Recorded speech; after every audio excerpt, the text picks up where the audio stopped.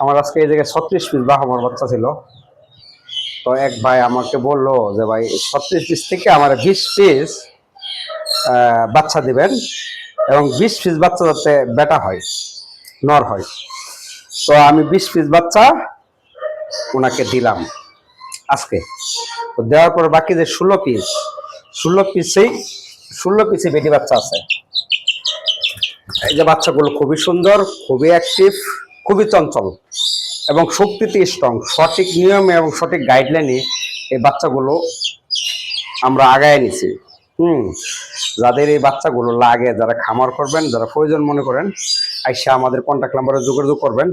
অবশ্যই এই বাচ্চাগুলো দিব। এই জায়গায় আছে আপনার 16 পিসের থেকে মনে হয় সম্ভবত 2 পিস বেটা হবে, আর ওই 14 পিসই বেটি হবে। আর এটার ভিতরে আছে প্রায় 64 পিস।